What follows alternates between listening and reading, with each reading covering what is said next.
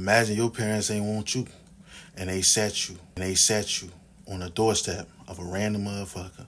The motherfucker know kung fu, master shifu.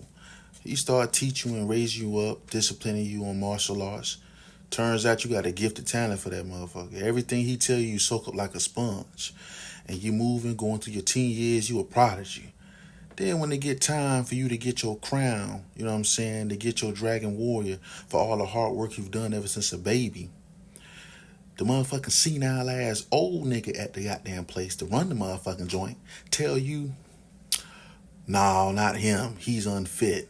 Oh yeah, you gonna go berserk. All this damn bones aching, all this shit we done did, sweating, all type of stuff. You start going berserk. You know what I'm saying? You go crazy.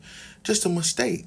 And for that mistake of you going berserk and ballistic, which was warranted, they throw your ass in a goddamn dungeon and chain you up from every which way. You trapped in this motherfucker all the way at the goddamn bottom. They treat you like shit.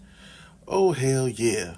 And they put you there for God knows how long. They ain't even, I think they sentenced the nigga to life. Who knows how long he was in that motherfucker. But the point is, they had this nigga chained up like this, all type of shit like that right there. Man, you damn right. As soon as I get out this bitch, I'm going to go find that nigga who put me in this motherfucking joint. I'm going to strangle that nigga Uwe out. You know what I'm saying? But when I get out, the nigga dead already. So, you know what I'm saying? I'm going to have to strangle that nigga Shifu out. Tai Long was a young boy that was in arrested development. He didn't mentally develop past that heartbreak. And that's what I'm saying? That heartbreak shattered him. And, he emotionally acted out. He flung out. You can't tell somebody how they gonna react. Some people react sad. Some people go depressed. Some people go ballistic, like Tai Long. But the point was, y'all ain't have to leave that nigga down there. You know what I'm saying? And Shifu ain't had to abandon him. He could have went and seen Tai Long. He could have went and tried to talk to Tai Long or whatever the case may be. You know what I'm saying? So Tai Long, I understand that nigga. I relate to that nigga. You know what I mean? I ain't had nobody to really show love in me and show me promise. I wasn't a prodigy and really nothing, so I can't relate to it like that. But I could relate to being told lies about you could do anything, and you come to find out that it's a whole lot of obstacles you got to go through, and somebody might get the job and opportunity faster than you because they might have something that you don't have, and that don't mean talent.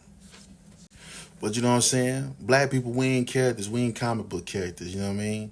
You know how you listen to Youngboy, you listen to Tupac or your favorite rapper, and they telling you their lives. You watch Trap Lord Ross and Academics cover Chicago and Chirac, all these documentaries, and they talk about them like urban legends. Man, these is people's lives, right? And you love these people. You got shirts. Y'all wear shirts of these people. Y'all rap their lyrics and everything like that.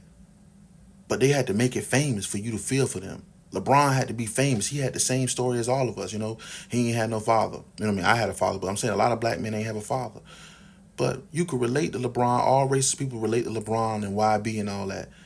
And these is black people. You know what I'm saying? These are the 1% of all the black people that escape the fame. And you treat them with love and peace and all this stuff like that. You relate to them. But then you look at us like, oh, there go the monkeys acting up again. Usual suspects. Here go the racism. But you love.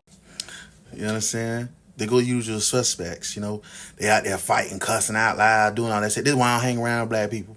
But you like Future. If Future or YB get into it with a white boy or whatever the case may be, they be like, who made YB mad? Who made Future mad?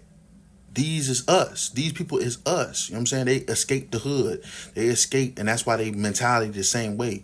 Yet you love them because they had to be a star. Like Tupac said, when I start to rise, a hero in their children's eyes, now they give a fuck about us.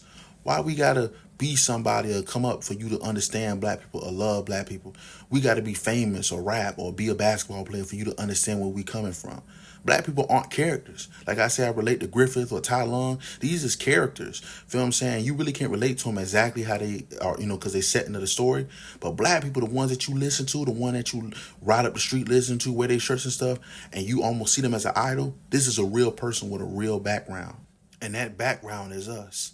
Every time you see a black man exploding your FYP and blow up and get famous and they talk a certain way or they wear a certain thing, you know what I mean? I love people listening to us. I love people rocking our music and stuff like that of all different races. But you got to understand, if just like how you like YB, you got to like all other black people, feel what I'm saying?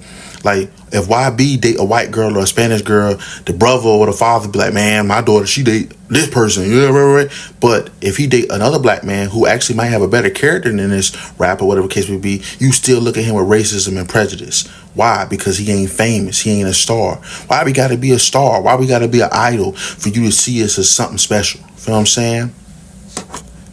Have a good day.